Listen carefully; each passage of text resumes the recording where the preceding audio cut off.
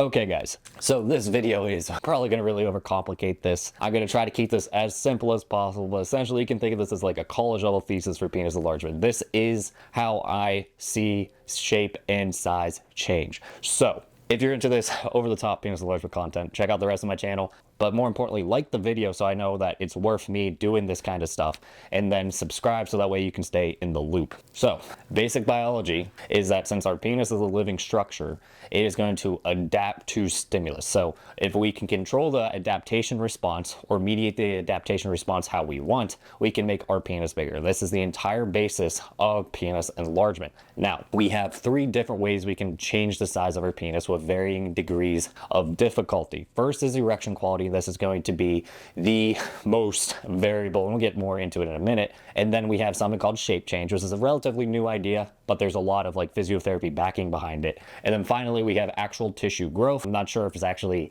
tissue hypertrophy or tissue hyperplasia. I'm pretty sure it's hypertrophy, but it's semantics at that point. The tissue actually gets more dense, and that way we actually grow permanently in that shape. But starting with erection quality, I'm going with this one first because first, it's the first thing you will gain with penis enlargement. Second, it's the most variable. So like that's the first thing we need to rule out when we first start penis enlargement and if we ever lose size with penis enlargement. For example, if I miss some sleep, my size will literally be like 3 to 5% smaller the next day just because I can't be as erect. And if you have chronic stress, you can imagine that your erection quality will go down. It's pretty obvious to a lot of guys if you pay attention to it. So the idea with increasing erection quality is 2 things. One, increasing blood vessel development in the penis. So the more dense the blood vessels are in the penis, the blood vessel network in the corpus cavernosum, the more pressure we can exert on our erection to make it as hard and as big as possible.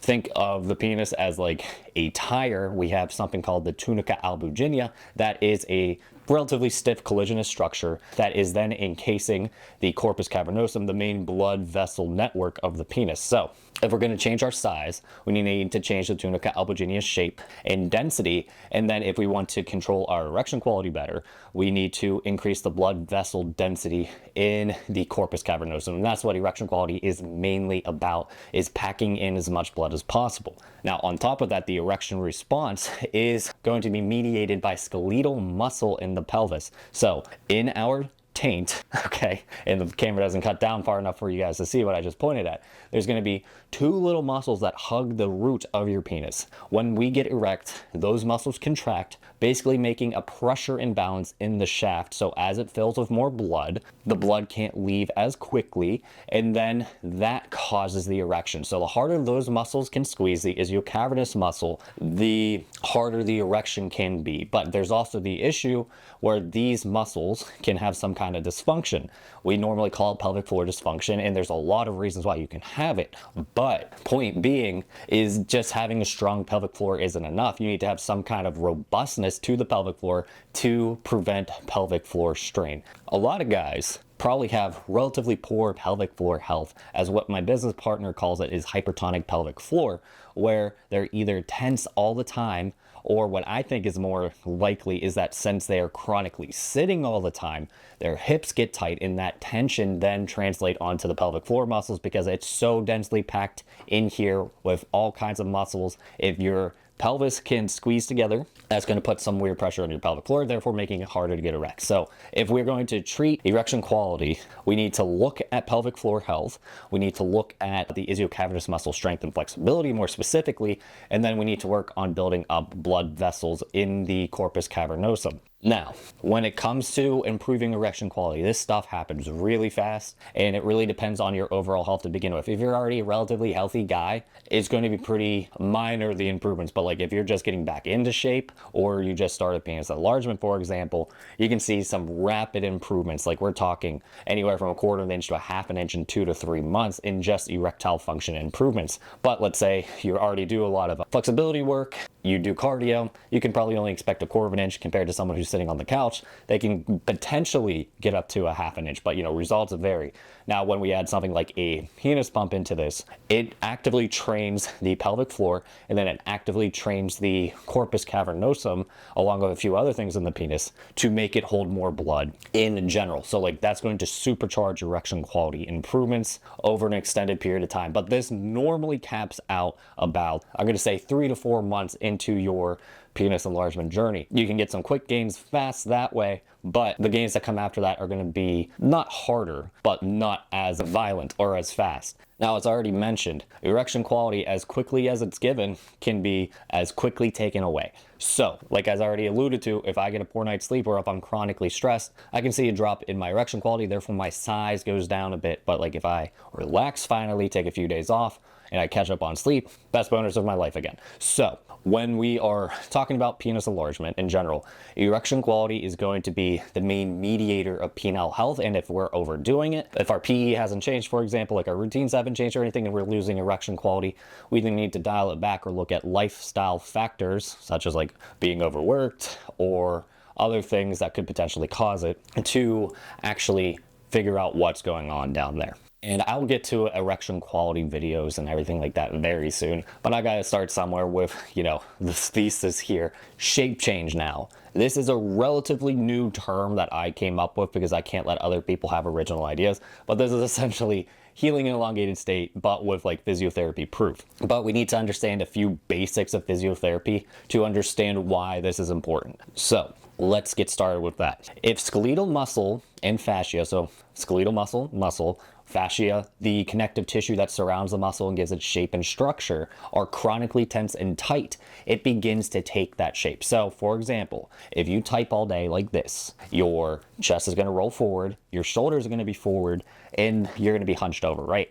So let's say we do this for 2 or 3 years, this is going to be your natural state. So what we need to do is slowly work on the flexibility and shape of the fascia and muscle, so that way it opens up and expands into proper posture, right? And this is done through repeated high frequency physiotherapy work. So for example, shoulder activations to pull back the shoulder, or just stretching out the lower back, stretching out the pectoral muscles. So that's the idea of shape change, is that as we are stuck in a state for an extended period of time, the fascia begins to take this tight shape because it's a relatively sticky, I don't want to call it organ, but tissue type. So collagen is what makes up most soft tissue structures. It is a spring-shaped protein, meaning it is crimped up like this when relaxed, and when it is under load, it elongates. And this is what gives collagen the ability to stretch beyond normal, and why it's so useful in like tendons and ligaments, because that is built to take load, and there's some give in the collagen and tendons then, so that way we just don't destroy our joints every time we try to kick a football, for example.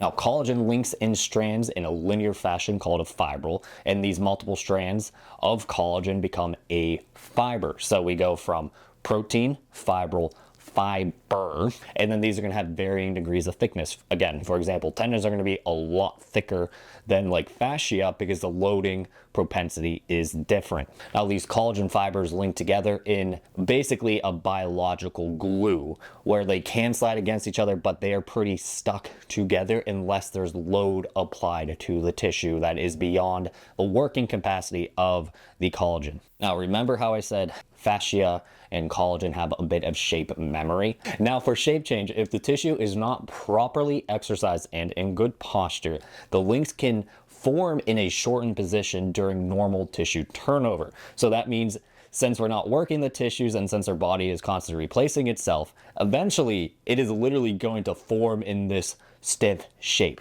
Now, why does this matter for our penis? The tunica albuginea is the main thing that gives us structure in the penis, right? It is what's going to control the length and girth of our penis, because that is the main structure of the penis, right? Since it is mostly collagen and a touch of elastin, all the same rules that apply to tendons and ligaments and fascia should apply to the tunica albuginea. It is very similar when it comes to structure. The only difference is the tunica is a lot thinner than, your Achilles tendon, at least I hope it is. So applying the fact that collagen collagen likes to bind to its neighboring fibrils, and the fact that our penis is literally in its smallest state 99% of the day, if not the entire day, it is safe to assume that we have some bound up collagen in the tunica albuginea, making our shaft smaller than it would be if it were uniform and flat. So think about a crumpled piece of paper, how there's like a bunch of ridges and grooves. The paper mass is the same, but it does not cover the same amount of surface area. What we need to do then, if we want to make the paper cover as much area as possible, is flatten out the wrinkles. And this is the main idea of shape change. When it comes to our tissues, we literally need to force the collagen to break down a bit and then form in the bigger state, as in like removing all the wrinkles and crimps, to make our penis as big as it possible with its current mass. So we have to literally pull apart the bound up tissues, breaking apart that glue, and then making it set in the correct shape that we want, the bigger, longer shape. Now this is going to be your short to midterm gains. It should take about 6 months for the tissue to reach optimal alignment. However, if you've done PE for a while and never done any kind of shape change, I'm telling you now, you probably have a ton of misaligned collagen fibers because, again, you're healing in the flaccid state most of the time. If we heal in an elongated state, we can pull our existing very dense tunica apart and potentially gain a lot pretty fast. Shape change is continuously happening throughout your PE career. Shape-changing hormones, or metallomatrix proteinase, and now you can probably see why I'm going to be calling them the shape-changing hormones throughout the rest of this video, are released during any kind of stimulation. The important thing is what kind of stimulation we have. So if we use high tension stimulation, we're actually going to release more growth factors. And if we want to release shape-changing hormones, we need to do low tension actually, and I'll touch more on this in a separate video. But shape-changing hormones will actively break down collagen and the proverbial glue keeping collagen together. So we need to have a good mix of shape-changing hormones and the growth factor release if we want to have the most optimal gains possible. Lastly, and this is probably the most straightforward idea, is tissue hypertrophy. This is the slowest part of PE, but I have yet to see any proof that there is any limit to how much tissue hypertrophy you can have. So this is the limitless gains of PE, but you know, results may vary. Most of you guys are probably going to stop after 2 inches because that is literally going to change you 1 to 2 size classifications. You probably don't need to get any bigger than, let's say, 8 inches. Most of you guys will stop then. But back to this is mediated by mechanical stress. When I say mechanical stress, the literal breakdown of the tissue. We prefer to call it fatigue because breakdown can mean a lot of things to a lot of people. Fatigue is more of a medical term that we can actually define. We have 2 types of fatigue. We have overexpansion and elongation. Overexpansion is going to primarily target the girth of the penis, while elongation will primarily target the length. Then on top of that, overexpansion is going to do a better job of stimulating blood vessel growth, while elongation is doing a much better job in general of the length of the penis. So in general, if you follow my routines, we're going to need both in our routines. It's just going to be the ratio of what we're doing is going to change what kind of results we get. So like if we do 80% elongation with 20% expansion, we're going to get mostly length gains. Now, some of you weightlifters and bodybuilders are going to be familiar with the idea of strength adaptation. This will happen with the penis since we are literally stressing out the dick. We're making it produce more collagen proteins. So eventually it's going to get stronger and better able to handle more weight. The trick here is to limit that strength adaptation for as long as possible to maximize that gain time before you have to take a break. Strength adaptation is actually really easy to fix. All you got to do is take anywhere from 1 to 3 months off, potentially 6 months off if you've been doing PE for a long time without a break. But in general, it only takes about 2 months to lose half of your strength adaptation. So if you stagnate and you're like at 20 pounds of tension, for example, when you come back after a 2-month break, you should be at about 10 pounds of tension. And that's how we're going to like constantly see gains in a relatively easy fashion. The tunica albuginea is the rate limiter here. It is a collagenous structure that does not have active blood supply like most structural tissues like tendons and ligaments, making nutrient delivery quite slow and therefore recovery much slower compared to the blood vessels of the penis. It takes a vascular tissue like a bone 6 weeks to heal, while it takes an ACL tendon, that's a tendon in the side of your knee, 4 to 6 months to fully heal, if it heals at all, without surgical intervention. Additionally, the tunica does not have the same expected stress as a tendon, so it's reasonable to assume it will heal slower than similar tissues in the body. This growth response is primarily controlled by growth factors like IGF-1, transforming growth factor 1 beta, collagen transforming growth factor, and vasoendothelial growth factor 1. And no, dosing IGF-1 will not make your dick faster. It might make your dick faster. No, dosing IGF-1 will not make your dick bigger faster because of the nutrient delivery bottleneck. The growth factors that I'm talking about are secreted passively by the fibroblasts. These are the stem cells that control the proteins in the penis. So they do all the maintenance and all the growth for the penis. And then that growth factor is actually stored within the collagen weave, or what the science calls the extracellular matrix. So when we pull our dicks, we're actually going to like wring out a towel of growth factors, and that's what's going to cause the stem cells to go crazy and produce more collagen proteins. The goal here is produce enough stimulus to fatigue the tissues, meaning that we don't just rip apart the collagen proteins, but we cause a temporary mechanical failure to cause the secretion of growth factors. It's fatigue, not breakdown, for that reason, because the proteins can be salvaged and used again by just being folded back together. Sometimes even just go back together naturally, because remember, they have some kind of shape memory.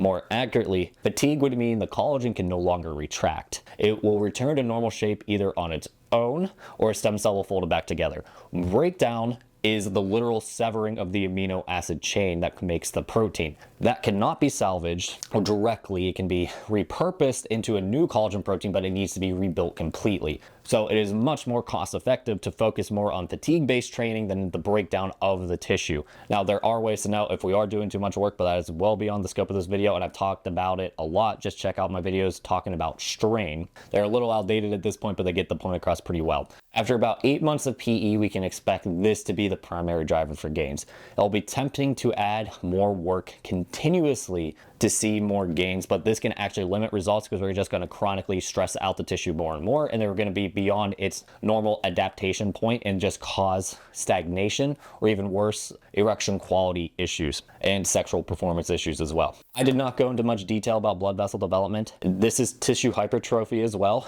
but it is so much easier than collagen development. One, active blood supply, because it's literally blood vessels, right? And two, it doesn't take that much stimulus, because all you really need to do is cause minor overexpansion of the blood vessel, plus a little bit of oxygen deprivation, and we can release a ton of vasoendothelial growth factor, VEGF1, and we get a lot of that in our growth training routine. So like, while it's important, it's not going to be nearly as important as controlling the actual tissues, limiting size and shape. So that's why we didn't touch about blood vessels. If you guys really want me to go into detail about it, which I probably will because I need to just constantly produce content at this point, let me know in the comments. Now, we're wrapping it up very soon, guys. Callie, I'm so sorry this is the first video you did. I didn't expect it to be this long, but newbie gains can happen for guys as fast as 8 weeks typically. So you can see some changes on the ruler in about 8 weeks. We can expect you to gain about 1/4 inch to up to 3/4 inch in your first 6 months, depending on your luck and how bad your erection quality is to start.